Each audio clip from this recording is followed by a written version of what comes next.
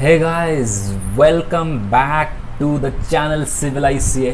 आज हम एक स्टडी रिलेटेड वीडियो बनाने वाले हैं और बेसिकली ये वीडियो जो बन रहा है इंड एस 10 के ऊपर बनाऊंगा। ठीक है, सो ज़्यादा कोई बात नहीं करके हम शुरू करते हैं इंड एस 10। राइट, तो फर्स्ट ऑफ ऑल ये इंड एस का नाम क्या होता है, हम इंड एस 10 पढ़ेंगे। इंड एस 10 का नाम क्या होता है भाई? इंड एस 10 का नाम है events after the reporting period. Right, events after the reporting period. आराम से डिटेल से चर्चा करेंगे, कंसेप्ट्स को अच्छे से समझेंगे, डिटेल्ड में समझेंगे। हालांकि क्वेश्चन नहीं सॉल्व करूंगा, बट तुमको अगर क्वेश्चन भी मैं सॉल्व करूं चाहते हो स्टडी मैट के, ICA के स्टडी मैट के, देन उसको भी बता देना कमेंट सेक्शन में। देन मैं क्वेश्चन अगले वीडियो जो बनाऊंगा ICA के स्टडी मैट के सारे क्वेश्चन सॉल्व कर दूंगा। राइट, अभी फिलहाल इस वीडियो में कंसेप्ट्स के ऊपर हम फोकस करेंगे। राइट, तो इंड एस 10 क्या बोल रहा है?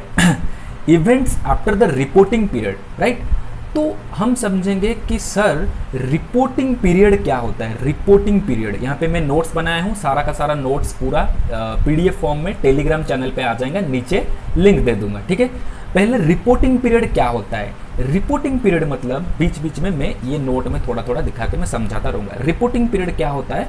हमारा जो फिनेंशियल स्टेटमेंट बनता है ना, यहाँ पे लेके फॉर एग्जांपल 1 अप्रैल 2020 से लेके यहाँ पे 31 मार्च 2021 हो गया। ठीक है, तो ये जो पीरियड हो गया ना, ये पीरियड के लिए क्या बनाता है कंपनी?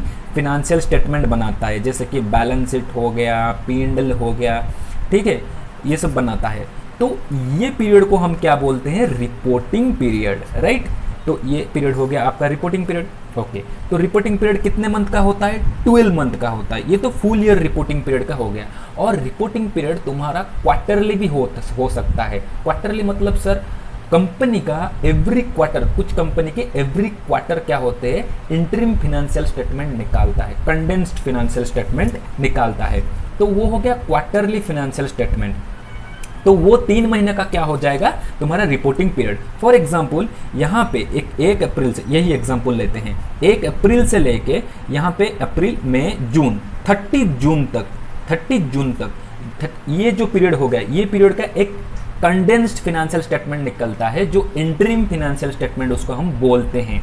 ठीक है, तो वो हो गया 3 महीना भी रिपोर्टिंग पीरियड, छोटा वाला रिपोर्टिंग पीरियड। ये हो गया फुल फिनेंशियल ईयर का रिपोर्टिंग पीरियड। समझ में आ गया क्या रिपोर्टिंग पीरियड क्या होता है? Done sir.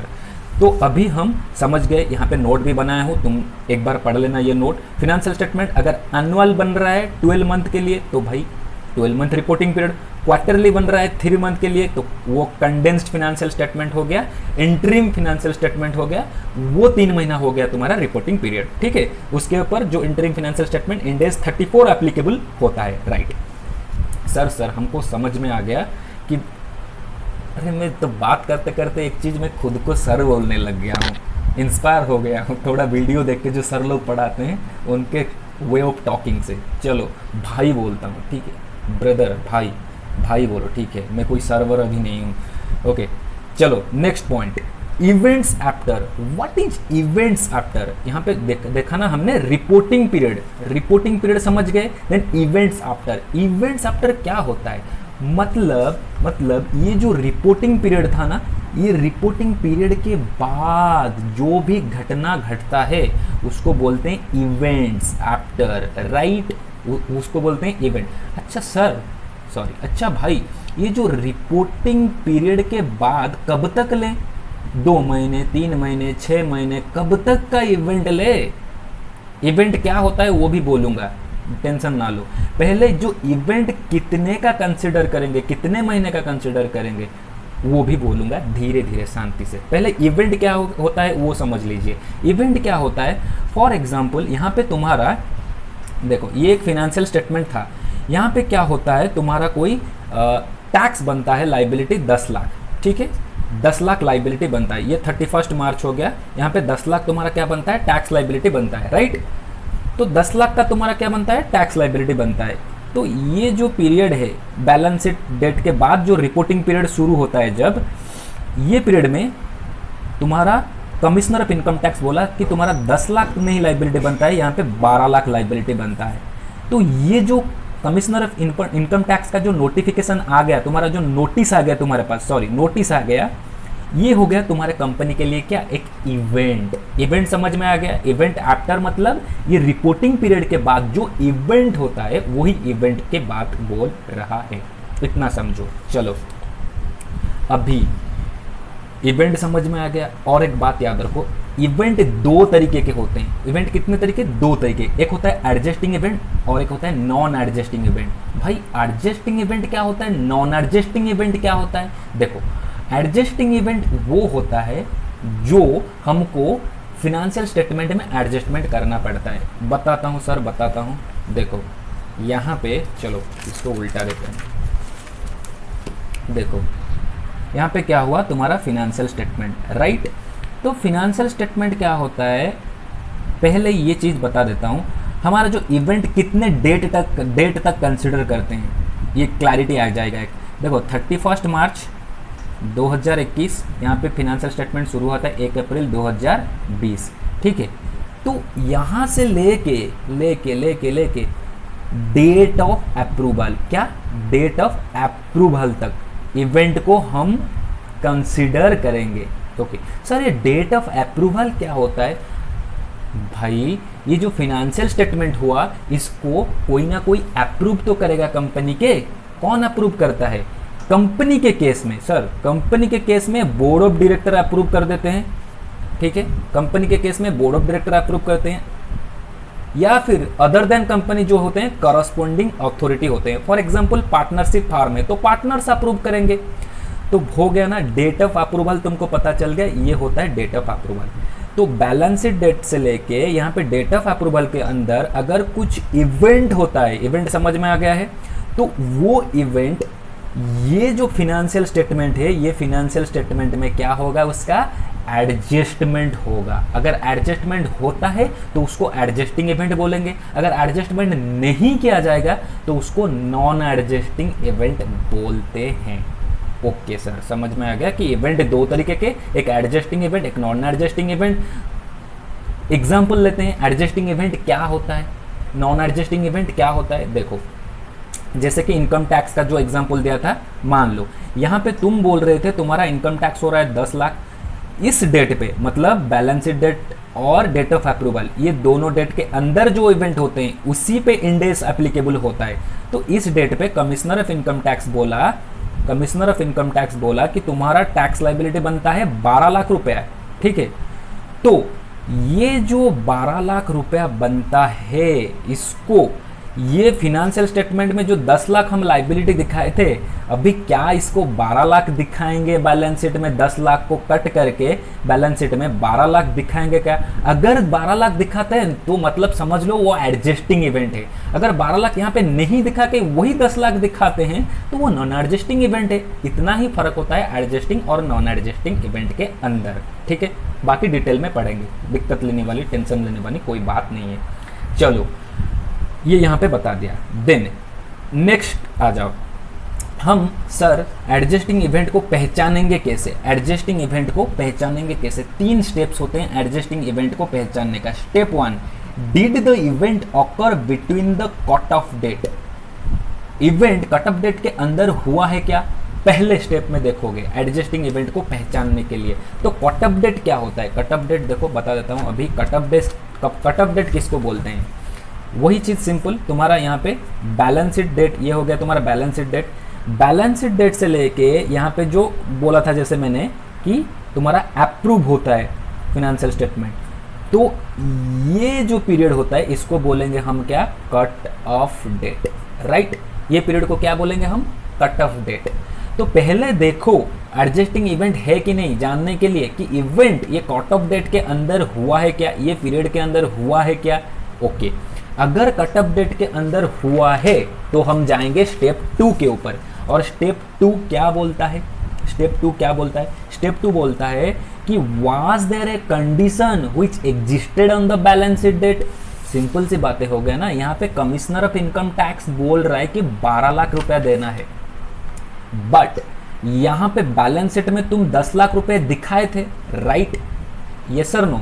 10 लाख रुपए दिखाए थे, मतलब ये जो इवेंट हुआ है इसके कंडीशन यहाँ पे एग्जिस्ट कर रहा था।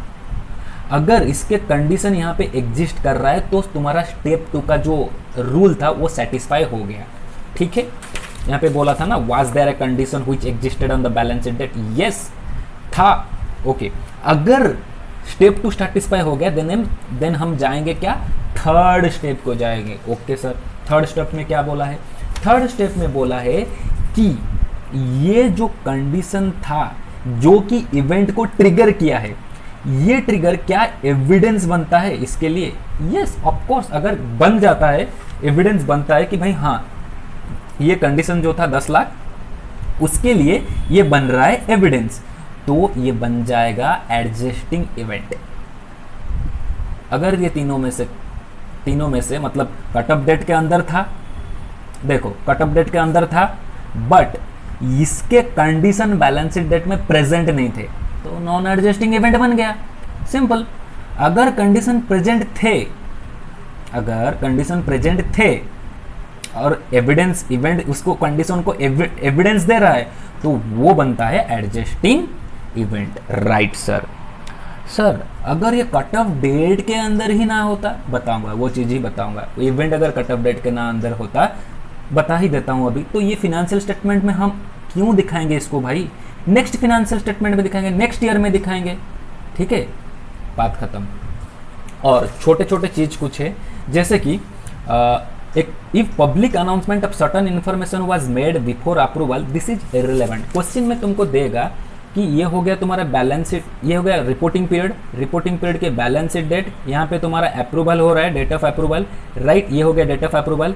यहाँ पे तुम्हारा क्या होता है, कोई इवेंट आ गया, कोई भी इवेंट आ गया, तो ये जो पीरियड है, ये पीरियड में कंपनी पब्लिक डिस्क्लोजर कर दिया है, कुछ भी अनाउंसमेंट कर दिया है, लाइक कोई भी कंपनी के इन्फॉर्मेशन, तो ये इवेंट अगर एडजस्टिंग होता है, होगा या नहीं होगा, उससे कुछ फर्क नहीं पड़ेगा, ये एडजस्टिंग इवेंट होगा ही होगा। कोई ये पब्लिक को डिस्क्लोजर कर रहा है, कोई फिनेंशियल इंफॉर्मेशन कंपनी, ये इवेंट को हैम्पर नहीं करता है। ठीक है, ये क्वेश्चन इसके ऊपर स्टडी मैट के ऊपर है, इसलिए मैंने नोट्स में इंक्लूड किया है। मेरे नोट्स को अच्छे से समझ जाओगे तो सारा का सारा स्टडी मैट क्वेश्चन सॉल्व हो जाएगा, including example, test your knowledge and illustrations. Right, तो यहाँ पे समझ में आ गया कि एडजस्टिंग इवेंट कैसे हम पहचानते हैं। एक बार मैं समराइज कर देता हूँ एडजस्टिंग इवेंट को कैसे हम पहचानेंगे। एडजस्टिंग इवेंट को पहले स्टेप 1 में क्या होता है, स्टेप 1 में देखेंगे कि जो इवेंट हुआ है, इवेंट कट ऑफ डेट के अंदर हुआ है क्या, कट ऑफ डेट के, यस कट ऑफ डेट के अंदर हुआ है। कट ऑफ डेट मतलब बैलेंस शीट डेट और डेट ऑफ अप्रूवल के अंदर हुआ है क्या, ओके। स्टेप 2, अगर यस हुआ है तो स्टेप 2 को आ जाओ, हुआ है, यस हुआ है तो स्टेप 2 को आ जाओ। स्टेप 2 क्या बोलता है, स्टेप 2 बोलता है कि सर ये जो इवेंट हुआ है इसके कंडीशन था क्या, कंडीशन था क्या बैलेंस शीट डेट के ऊपर। अगर कंडीशन था तो फिर स्टेप 3 को आ जाओ, स्टेप 3 को आ जाओ। अगर कंडीशन नहीं था तो नॉन एडजस्टिंग इवेंट हो गया। नॉन एडजस्टिंग इवेंट का ट्रीटमेंट क्या होगा मैं बता दूंगा। स्टेप 3 को आ जाओ, अगर कंडीशन था स्टेप 3 को आ गए। क्या ये एविडेंस प्रेजेंट कर रहा है, जो भी इवेंट है क्या कंडीशन को एविडेंस प्रेजेंट कर रहा है, यस एविडेंस प्रेजेंट कर रहा है, तो तीनों कंडीशन यहाँ पे सेटिस्फाई हो गया ना। अगर हो गए तो एडजस्टिंग इवेंट है। सर यहाँ पे कट ऑफ डेट के अंदर अगर कोई इवेंट नहीं होता तो इंड एस 10 नॉट एप्लीकेबल भाई। नेक्स्ट फिनेंशियल स्टेटमेंट में उसको हम प्रेजेंट कर देंगे, तो इतना मगजमारी क्यों करेंगे, हम उसको इस फिनेंशियल स्टेटमेंट में क्यों दिखाएंगे नहीं। ठीक है, तो ये 3 स्टेप में हम एडजस्टिंग इवेंट को पहचान जाएंगे। और यहाँ पे एडजस्टिंग इवेंट के कुछ एग्जाम्पल जिसके ऊपर ICAI स्टडी मैट के ऊपर क्वेश्चन है, जैसे कि settlement of court case post balance sheet date, वो एडजस्टिंग इवेंट बन जाएगा। फॉर मैं यहाँ पे डायग्राम करके दिखाता हूँ। ये हो गया तुम्हारा एक फिनेंशियल स्टेटमेंट, यहाँ पे 1 अप्रैल से शुरू हो रहा है, 31 मार्च में ख़त्म हो रहा है। ठीक है, तो यहाँ पे तुम्हारा कोई कोर्ट केस चल रहा है, कोर्ट में कोई भी केस चल रहा है। यहाँ पे डेट ऑफ अप्रूवल ये हो गया, तो यहाँ पे कोर्ट ऑर्डर दे दिया कि ये जो कोर्ट केस चल रहा था वो कोर्ट केस में तुम हार गए, अब तुमको देना पड़ेगा 5 लाख। तो ये एडजस्टिंग इवेंट बन गया ना, बिकॉज बैलेंस शीट डेट को तुमको पता था कि कोर्ट केस एक चल रहा है, प्रोविजन भी बना के रखे होगे, हमारा लाइबिलिटी इतना जा सकता है। ठीक है, तो ये कंडीशन को ये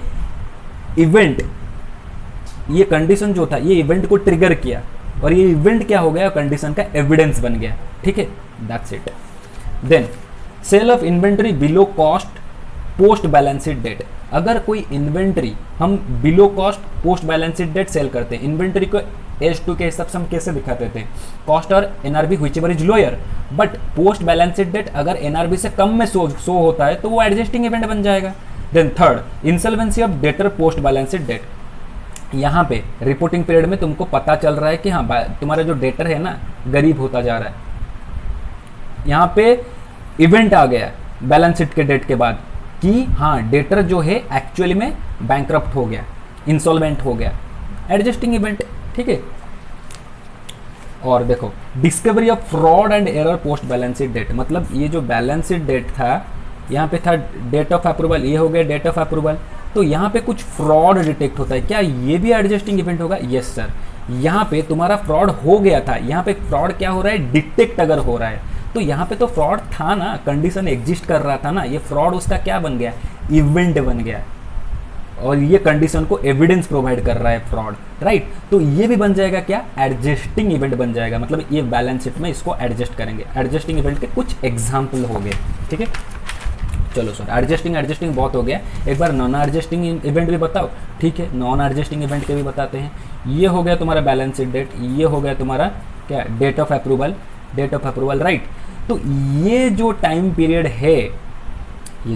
है, इसी डेट के अंदर अगर कोई मेजर बिजनेस कॉम्बिनेशन हो रहा है, मेजर बिजनेस कॉम्बिनेशन होता है, मेजर एसेट सोल्ड कर रहे हो, एक दो एसेट बेच दिया कोई बात नहीं, नेक्स्ट फिनेंशियल स्टेटमेंट में दिखा देंगे, मेजर एसेट्स हम सोल्ड कर रहे हैं, तो ये फिनेंशियल स्टेटमेंट जो बन रहा है इस ईयर का, तो इसके जो इन्वेस्टर्स हैं इनको पता चलना चाहिए ना, तो इसका एडजस्टमेंट हम इस बैलेंस शीट डेट में, सॉरी एडजस्टमेंट तो नहीं होगा बिकॉज कंडीशन कुछ भी नहीं था, हमको क्या करना है, नोट्स टू अकाउंट्स में इसके डिस्क्लोजर दे देंगे बस। नॉन एडजस्टिंग इवेंट जो होता है, नॉन एडजस्टिंग इवेंट, उसका हम एडजस्टमेंट नहीं करते हैं, बट ये ईयर के जो फिनेंशियल स्टेटमेंट बनते हैं उसके नीचे जो नोट्स टू अकाउंट होते हैं उसमें डिस्क्लोजर देते हैं नॉन एडजस्टिंग इवेंट का, ठीक है। तो चलो थ्योरी देखते हैं एक बार। जो नॉन एडजस्टिंग इवेंट है, पारा 22 ऑफ इंड AS 10 बोल रहा है कि उसका डिस्क्लोजर तुम दो। डिस्क्लोजर क्या दोगे, नेचर ऑफ इवेंट, कि तुम्हारा जो भी नॉन एडजस्टिंग इवेंट है उसका नेचर क्या है, दो नंबर में एस्टिमेट इट्स फिनेंशियल इफेक्ट, इसके फिनेंशियल इम्पैक्ट क्या आ रहा है, फिनेंशियल इफेक्ट क्या आ रहा है, इसको भी तुम एस्टिमेट करो। If estimate not determine then state the fact why estimate can be made, अगर एस्टिमेट नहीं कर पा रहे हो देन उसका फैक्ट दो, क्यों तुम एस्टिमेट नहीं कर पा रहे हो, खत्म। इंड AS 10 ऑलमोस्ट ओवर, जिसमें हमको पता चल गया हम इवेंट किसको बोलते हैं। इवेंट के बाद इवेंट कितने तरीके के होते हैं, दो तरीके के, एक एडजस्टिंग इवेंट, एक non adjusting event. Non adjusting event अगर कट ऑफ डेट के अंदर होता है, और वो जो adjusting event cut off date के अंदर होता है, बैलेंस शीट डेट में अगर उसका कोई कंडीशन था जो कि ट्रिगर किया है इस इवेंट को, तो वो बन जाएगा एडजस्टिंग इवेंट, एक्चुअली वो इवेंट बन जाता है एडजस्टिंग इवेंट। अगर कोई भी कट ऑफ डेट के अंदर इवेंट होता है जिसका कंडीशन नहीं प्रेजेंट होता है, ठीक है, तो मतलब पोस्ट बैलेंस शीट डेट वो इवेंट हुआ है, तो उस इवेंट का क्या करेंगे, वो होता है क्या, नॉन एडजस्टिंग इवेंट, और वो इवेंट का हम डिस्क्लोजर देंगे, ठीक है, सिर्फ उसका डिस्क्लोजर देंगे, नेचर ऑफ इवेंट क्या होता है and estimates it's financial effect क्या होता है, उसका बस डिस्क्लोजर देना है नॉन एडजस्टिंग इवेंट का, बात खत्म। अभी 3 स्पेशल इश्यूज के ऊपर बात करेंगे। 3 स्पेशल इश्यूज इंड AS 10 में है जिसके ऊपर क्वेश्चन बनते हैं और स्टडी मैट में भी क्वेश्चन है। एक है कार्व आउट, और सेकंड है तुम्हारा dividends on equity share, third है गोइंग कंसर्न, राइट, ओके। तो कार्व आउट क्या होता है समझते हैं, उससे पहले मैं एक छोटा सा चीज़ तुमको बता देता हूँ। देखो एक टाइमलाइन तुमको बताता हूँ, ये हो गया 1 अप्रैल 2020, ठीक है, यहाँ पे 31 मार्च 2021, ठीक है, ये हो गया तुम्हारा क्या, रिपोर्टिंग पीरियड। अभी तक जितने पढ़े हैं एक बार समराइज कर देता हूँ। ये होता है क्या, रिपोर्टिंग पीरियड। फिनेंशियल स्टेटमेंट बन गया, यहाँ पे क्या होता है ना, यहाँ पे तुम्हारा अप्रूव होता है फिनेंशियल स्टेटमेंट। ये हो गया तुम्हारा for example date of approval. Approval कौन करेंगे, बोर्ड ऑफ डायरेक्टर करेंगे। कंपनी के केस में कौन करेगा अप्रूवल, बोर्ड ऑफ डायरेक्टर करेगा, ठीक है। अदर देन कंपनी जो है, अदर देन कंपनी है, उनके कौन अप्रूवल करेंगे, जो भी कॉरस्पॉन्डिंग अथॉरिटी होता है, फॉर एग्जांपल पार्टनरशिप फॉर्म के जो पार्टनर होते हैं, ठीक है। तो यहाँ पे डेट ऑफ अप्रूवल के बाद जो भी फिनेंशियल स्टेटमेंट होता है उसको क्या कर देते हैं, पब्लिक कर देते हैं, पब्लिक इशूज हो जाता है, पब्लिक देखते हैं उसको, पब्लिक इशू हो जाता है वो फिनेंशियल स्टेटमेंट को, राइट। देन फिर क्या होता है, यहाँ पे मीटिंग में प्रेजेंट किया जाता है शेयर होल्डर के सामने, राइट, शेयर होल्डर के सामने प्रेजेंट किया जाता है। ओके, यहाँ पे छोटा छोटा बात कुछ बताता हूँ समराइज करके अच्छे से। देखो एडजस्टिंग इवेंट क्या हुआ, ये डेट के अंदर जो इवेंट है इसके ऊपर इंड एस 10 एप्लीकेबल है, इसी के ऊपर हम adjusting event, non adjusting event इसी टाइम पीरियड में हम डिटरमाइन करते हैं। ये जो टाइम पीरियड होता है ये इंड एस 10 कवर नहीं करता है, ये इंड एस 10 कवर नहीं करता है, सिर्फ इतना को कवर करता है, बैलेंस शीट डेट से डेट ऑफ अप्रूवल तक। देखो यहाँ पे कोई इवेंट होता है, फॉर एग्जाम्पल यहाँ पे होता है इवेंट, इसका कंडीशन प्रेजेंट है, ये इवेंट कंडीशन को एविडेंस दे रहा है, एडजस्टिंग इवेंट। ओके, ये पीरियड में कोई इवेंट हो रहा है, कंडीशन कुछ यहाँ पे नहीं है, मतलब जो इवेंट हुआ है इसके बाद हुआ है, ये बैलेंस शीट डेट के बाद हुआ है, तो वो नॉन एडजस्टिंग इवेंट, इसका इस फिनेंशियल स्टेटमेंट के अंदर सिर्फ डिस्क्लोजर देना है नोट्स टू अकाउंट में, एडजस्टमेंट नहीं करना है। मतलब डेटर अगर 10 लाख है तो यहाँ पे डेटर को 2 लाख काट के अगर हम 8 लाख करते हैं तो इसको बोलेंगे कि एडजस्टमेंट हुआ, एडजस्टिंग इवेंट। बट डेटर को कोई हाथ ना लगाए, 10 लाख के 10 लाख रहेंगे, नोट्स टू अकाउंट में सिर्फ डिस्क्लोजर देंगे, लिख लेंगे कुछ, उसको बोलते हैं डिस्क्लोजर, डिस्क्लोजर दिया गया, वो हो गया adjusting event, non adjusting event. देखो यहाँ पे तुमको नॉलेज होना जरूरी नहीं है कोई भी कंडीशन का, कोई इनहेरेंटली हो भी सकते हैं। फॉर एग्जांपल फ्रॉड, मैनेजमेंट को पता थोड़ी ना होता है यहाँ पे फ्रॉड होता है, बट कंडीशन तो है ना, तो नॉलेज इंपॉर्टेंट यहाँ पे नहीं है, इस नॉलेज के ऊपर भी क्वेश्चन खेल सकता है आईसीए, तो इसको भी याद रखना है। और एक चीज़, यहाँ पे कोई भी इवेंट अगर होता है क्वेश्चन देगा कि वो फेवरेबल कंपनी का है या फिर अनफेवरेबल है, दैट डजंट मैटर, फेवरेबल भी हो सकता है, नॉन फेवरेबल भी हो सकता है कंपनी का। मैंने ये जो 3 चीज़ बताया ये स्टेप फॉलो करना है, फेवरेबल अनफेवरेबल में घुसना नहीं है कंपनी का, चाहे वो इवेंट के वजह से फ़ायदा हो या नुकसान हो, इवेंट इवेंट होता है, ठीक है, बात खत्म। ओके, तो ये टोटली अभी तक हमने जो पढ़ा है। अभी देखेंगे 3 स्पेशल केसेस और end S 10 over. 3 special cases में पहला आता है, पहला इसको मैं ऐसे कर देता हूँ, पहला आता है क्या, कार्व आउट, यहाँ पे लिखा गया है, पहले मैं बता देता हूँ। कार्व आउट, पहला क्या आया, carve out, carve out, right. तो कार्व आउट होता क्या है, देखो अगर जो हमारा इंडेस है, हमारा इंडेस है, अगर ये डिसएग्री कर रहा है किसके साथ, आईएफआरएस, आईएफआरएस मतलब इंटरनेशनल फाइनेंशियल रिपोर्टिंग स्टैंडर्ड्स के साथ अगर डिसएग्री कर रहा है तो उसको बोलेंगे क्या, कार्व आउट। अगर इंड एस अग्री कर रहा है किसके साथ, आईएफआरएस के साथ, तो हम क्या बोलेंगे सर, इसको कार्विन, क्या बोलेंगे, कार्विन, ठीक है। तो कार्विन के ऊपर यहाँ पे इंस्टीट्यूट इतना फोकस नहीं किया है, क्वेश्चंस आएंगे अगर तो कार्व आउट के ऊपर आएंगे क्वेश्चन। तो कार्व आउट क्या होता है, लेट्स अंडरस्टैंड।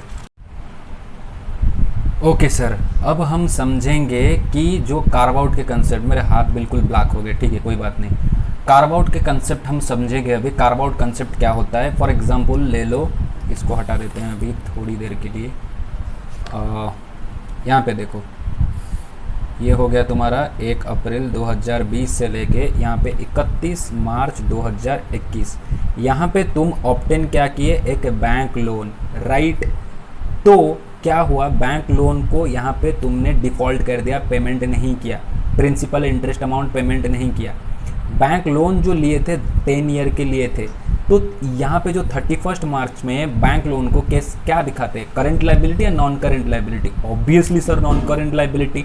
बट इसका ये डेट पे अगर तुम डिफ़ॉल्ट कर देते हो बैंक का प्रिंसिपल इंटरेस्ट पे करने में, तो बैंक क्या किया, तुमको एक नोटिस सेंड कर दिया कि अभी तुम्हारा जो भी अमाउंट है तुम demand, sorry payable on demand, payable on demand मतलब बैंक जब डिमांड करेगा तुमको तब पेमेंट करना पड़ेगा।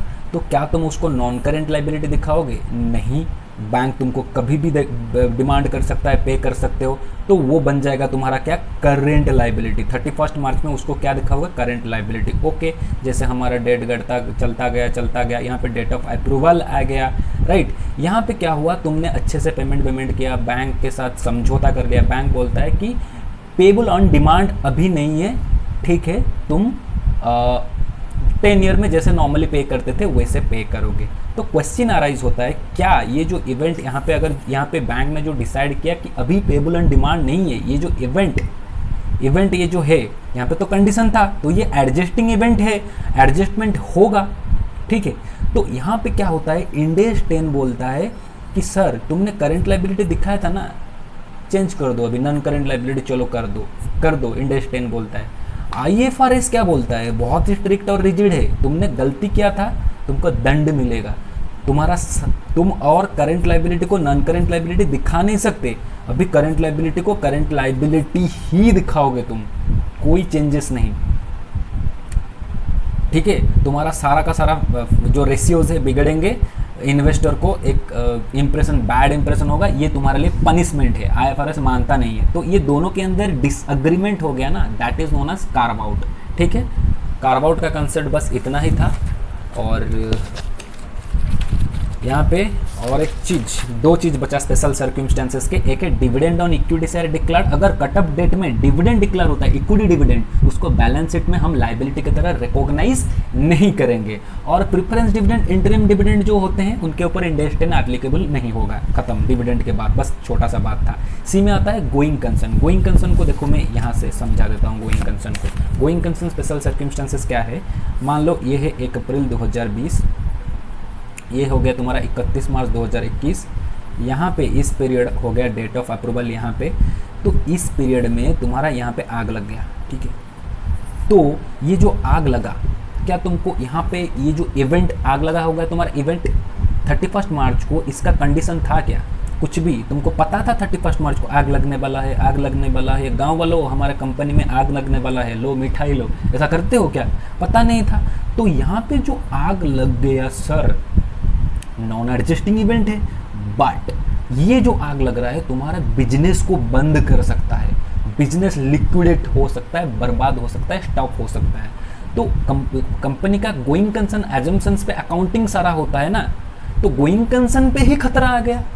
अगर ये होता है, ये नॉन एडजस्टिंग माना, ये नॉन एडजस्टिंग इवेंट है, बट स्टिल ये एडजस्टिंग इवेंट बनेगा, मतलब नॉन एडजस्टिंग इवेंट का एक्सेप्शन बन जाएगा, ठीक है। और ये 31 मार्च के ने जो बैलेंस शीट बना रहे थे, इसको तुम अब NRV में बनाओगे, नेट रियलाइजेबल वैल्यू में बनाओगे, और इंड एस 1 के हिसाब से इसको डिस्क्लोजर दोगे। एक तो NRV में बनाओगे, दूसरा इंड एस 1 के हिसाब से इसका डिस्क्लोजर दोगे, बात खत्म बस। तो हम चैप्टर पूरा सब्जेक्ट को भी समराइज कर देता हूँ शॉर्ट में। एक तो हमने क्या पढ़ा, इवेंट कितने तरीके से होते हैं, इवेंट 2 तरीके से होता है, एक होता है एडजस्टिंग इवेंट, दूसरा होता है नॉन एडजस्टिंग इवेंट, ठीक है। और हमने देखा क्या, स्पेशल सर्कमस्टेंसेस। स्पेशल सर्कमस्टेंसेस में 3 केसेस देखा, एक देखा हमने क्या पहले, एक तो हमने गोइंग कंसर्न के देखा, गोइंग कंसर्न, और एक देखा हमने क्या, डिविडेंड देखा, डिविडेंड के ऊपर, और एक स्पेशल सर्कमस्टेंसेस हमने क्या देखा था, भूल गए मैं, और एक स्पेशल सर्कमस्टेंसेस क्या देखा, कार्व आउट, और एक स्पेशल सर्कमस्टेंस हमने कार्व आउट देखा, ठीक है, बात खत्म। इतना ही चैप्टर था बस। अगर बोलोगे कमेंट सेक्शन में स्टडी मैट के क्वेश्चन कराऊं, देन मैं नेक्स्ट वीडियो में करा दूंगा, ठीक है। बाकी मुझे सजेशन दे सकते हो, कमेंट सेक्शन में लिख सकते हो, पढ़ाने का स्टाइल कैसा है, क्या इंप्रूवमेंट चाहिए, क्या कुछ, आई विल बी थैंकफुल, मैं खुद को इम्प्रूव कर सकूंगा उस चीज़ के बदौलत। And thank you so much ये लास्ट तक वीडियो देखने के लिए। Bye, take care, good night.